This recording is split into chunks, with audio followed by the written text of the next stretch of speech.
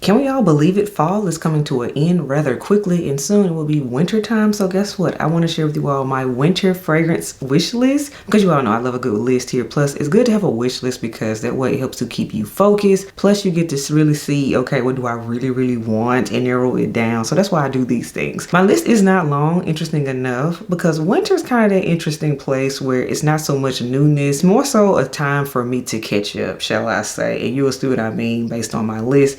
But let's get on into it. Welcome back to the channel, everyone. This is Maria here. Yes, we're doing the winter fragrance wish list. This will take us into 2025, and I am excited about it. It is a mix of new releases as well as old releases, designer and niche fragrances. And I'm really happy that this list is not super long because that really shows that I'm getting more specific, I'm narrowing things down, and more particular about what I actually want to bring into my collection moving forward. Lipstick of the day today, everyone. I'm rocking out with MAC Sin because I'm just having a whole burgundy situation, maroon, depending on how you want to call it, dark red situation. And this is a MAC Sin lipstick. This is one of my oldie but goodie favorite lipsticks. This is one of those colors, I can't tell you how many tubes I've had of it over the years, and it will always be in my collection, particularly for this time of year. Details on everything on my face will be in the description box below, so you do not have to ask questions about it. Next up, we have fragrance of the day, and this is a fragrance that actually does not match my image today. The whole dark lip thing and everything is actually on the complete opposite spectrum. It's very happy and girly. So I wanted to do Kayali's Bougie Marshmallow. This is the newest release from the house of Kayali. Yum Bougie Marshmallow number 81 is the full name of this fragrance. I'm enjoying this one. She's fun. She is happy again. Very much so good, happy, playful girl, not bad girl situation, like vampy lipstick situation. I'm just having fun here. But for some reason, I was like, I want to smell like a strawberry milkshake today, and that's what I did. So fragrance of the day is Kayali's Yum Bougie Marshmallow number 81. I need to do your full dedicated review sooner rather than later. And also, by the way, spoiler alert, I will be doing a countdown overview / ranking of all of the Kayali fragrances that came out in 2024. I did one last year for 2023, so it's only right that I do one for this year. So that again is Kayali's Yum Bougie Marshmallow number 81. So now without further ado, let's get into this here wish list. Now this first fragrance I want to bring up, if you've been watching my channel for like the last 3 months, you know it was coming. The first one I want to mention is from the house of Hermes, and this is Barinia. This was a new release for fall 2024, and I told you all this one hands down was one of the most unique releases, particularly for the season.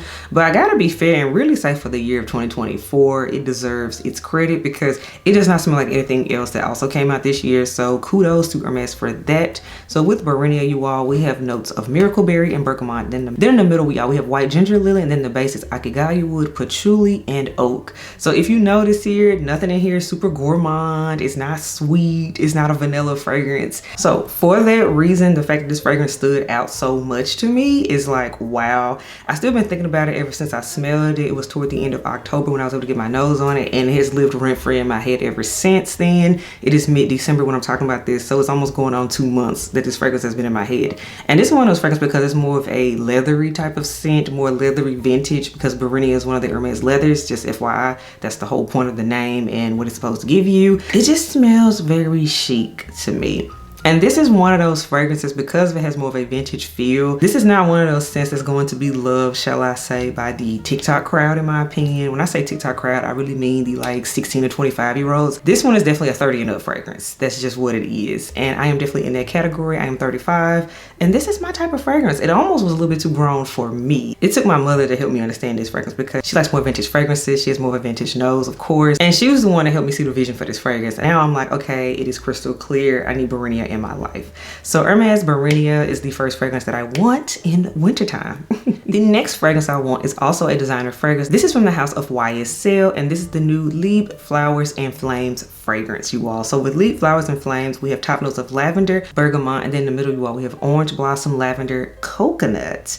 Then we also have lily and palm tree, and then we also have vanilla. Basically, you all, this is the Leap for summertime is what it is. Summertime or warm weather environments, because some people I know live in a warmer climate all year round. So to me, this is probably the Leap for you as well. This one, I like it because it's kind of like a cousin, in my opinion, to my Libre Le Parfum, which you all know that is my favorite one. That is the only one of the flankers that I own a full bottle of at this time. However, to me, this new Flowers and Flames one smells like the summer version of that, because again, that coconut and that palm leaf in here. This is the one I'm like, okay, my Le Parfum, I will wear that one, of course, fall and winter, which is when I pull it out. You all know this. However, I want one for spring and summer because I still like the DNA of the fragrance, but I can't do Le Parfum when it's hot. It's just not gonna work for me. But this new Flowers and Flames version, she is speaking to me for spring and summer. So that is why I want this one. It's on this list because yes, it was a fall release. So that's when it got on my radar. So now it's like top of mind. And I've still been thinking about it. Every time I go into Sephora or Ulta, I always get my nose on it. So I'm like, you really want this, because I don't keep smelling nothing over and over for nothing. That means there's something about it that I want, and I'm ready to say that. So we have Libre Flowers and Flames from the house of YSL. Now this next fragrance, we're going luxury. We are going luxury, and it's one that I've had a total 180 on, and it has taken 2 years for me to feel this way about this fragrance. So this next fragrance you want is from the house of Guerlain. Yes, Guerlain, and we're talking about Spiritus Double Vanille. This fragrance gets a lot of hype, particularly from the vanilla lovers. However, what I like about this one, and I finally get it, is that this is not the gourmand girly vanilla. It's not. And it took listening to the creator of the fragrance, the perfumer who made it, to really talk about what makes this one different. And it finally stuck for me. So Spiritus Double Vanille is a woody ambery type of vanilla. So in here, there's of course a ton of vanilla in here, but there's also a smokiness to the scent and a woodiness. There's also jasmine, ylang ylang, benzoin, and cedar. And then you all, there's also rum and spices in this fragrance. It was the rum and spices that sold this scent for me, because otherwise I'm like, okay, especially now in the era of gourmands, we've smelled 1,000,001 vanillas at this point. So I like my vanillas to be either boozy, have some spices, just something else going on. And I have a sample of, you all know, I showed my sample of it in my Guerlain fragrance video. I did a whole video just talking about just that house. Definitely check it out if you haven't already. And I told you all, I smelled and played in my sample again after 2 years. I'm like, okay, I like this now. And I figured it out. It's the rum in it, the booziness, that sticks out more, and the spices in it that stick out more. Plus it's actually been cold, it's December. So I'm like, okay, I'm finally on board with this fragrance. It really took 2 years. It took 2 years. That's why I held on to that sample for dear life, because even when I got it 2 years ago, I was like, it's all right, but I might come around to it. That is why I do not throw away samples just immediately. I hold on to my samples for a minimum of 6 months, because it's like, okay, if I think about it within that 6 months, even to a year, then okay, maybe there might be something here and I'm able to revisit it and decide. But of course, I like my samples because I can take my time with a fragrance, 2 years, and really decide if I want something or not. I don't run out and buy everything after one sniff. That's just not how I'm wired. Y'all know this. But at last, Spiritus Double Vanille or Double Vanille, if you want to get real fancy about it. Yes, you have made my wish list for the wintertime. The next fragrance we have is from the house of Initio, you all. And we have, what do we have?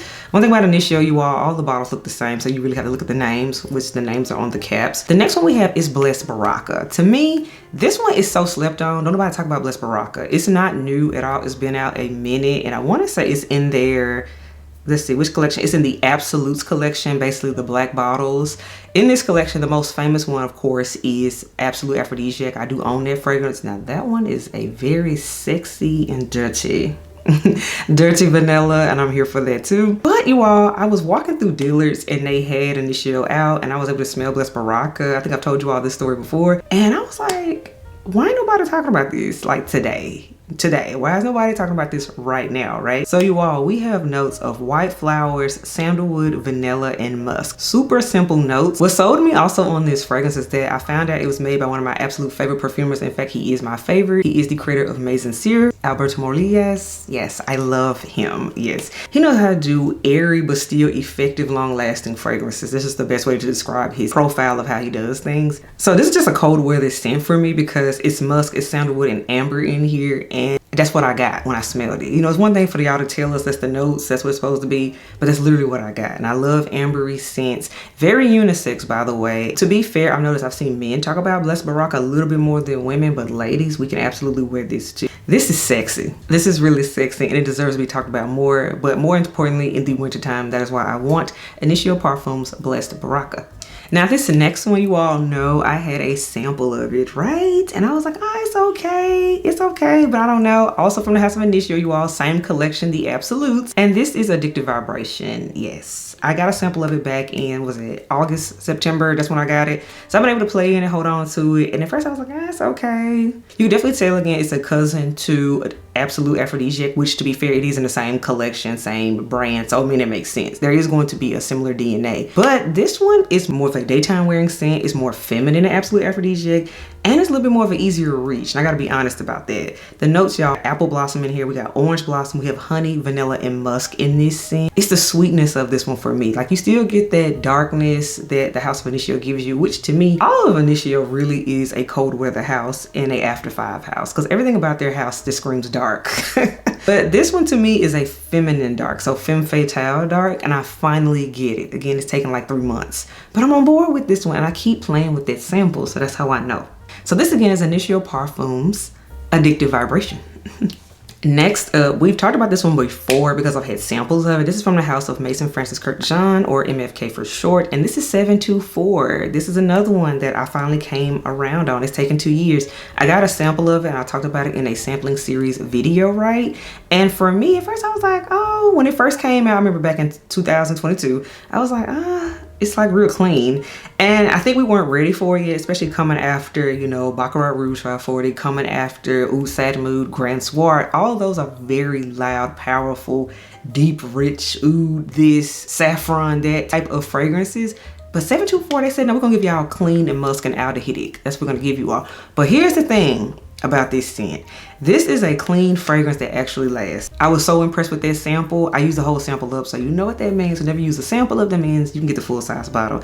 By the way, that is my rule for 2025. Must use up the sample / decant first before I order a full size bottle of something. Yes, we're being more accountable in 2025. I love it. Let me know what your 2025 perfume resolutions are. Let me know in the comments below. I know y'all got some. So all right, you all, with 724, we have notes of aldehydes and Calabrian bergamot. Then in the middle, you all, we have Egyptian jasmine. We have orange and sweet pea. Then the base, we have white musk and sandalwood. It is the sweet pea note in this for me. The sweet pea, I don't know what it is about that flower. It just took this from being a basic clean scent to being one that exceeds my expectations.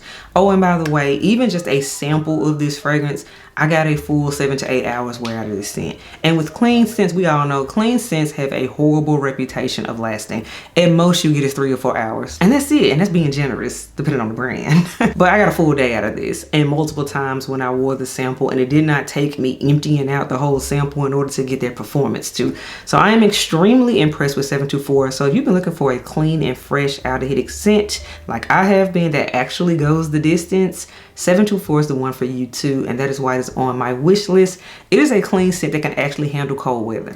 And finally, we have the last fragrance that I am wishing for in the winter season. This is actually a rollover fragrance coming from the fall because it was on my fall wish list. However, it still wasn't quite cold enough for this scent just yet. It finally got cold, you know, as we got towards the end of fall going into winter. So it's really more of a winter fragrance, I gotta say that.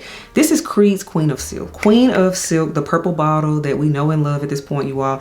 So it has top notes, y'all, of saffron, osmanthus, and magnolia. Then, y'all, we have passion fruit, which is very prominent. Tuberose in here, patchouli. We have agar wood in here, oud. Yes. Then, y'all, in the base, we have ambroxan, Madagascar vanilla, myrrh, musk, incense, and cedarwood. This right here is a powerhouse scent. For me, this is what I call a fruity oud type of scent because of the passion fruit, especially. I do get the osmanthus too, but that oud in here and that patchouli.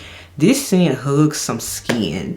Even a sample of it, which I've had 2 samples of this fragrance at this point. That's the only reason I haven't gotten a bottle yet, because I ended up with another sample. So, because again, we're being more responsible, using up samples first before we get the full size bottle. The sample is super potent, y'all. It's super potent, and I'm just like, yeah, I need a bottle. I need a bottle. Plus, it's actually been cold enough to wear this scent, so I've been able to really play in this scent and test it out. And I've gotten compliments on it too. So, Creed's Queen of Silk, we want her. We do. We're ready to get it. So all right, everyone, that wraps up my winter wish list fragrance video. Let me know what you think about my picks. Do you love them? Do you hate them? Have you smelled them? Also, tell me, what is your wish list as well in the comments below, because I know y'all got one. One thing about us in the fragrance community, there's always something on the wish list. That's what makes it fun. Let me know what you think about the video, and I will read your comments and respond when I can. So catch y'all in the next video. Bye, y'all.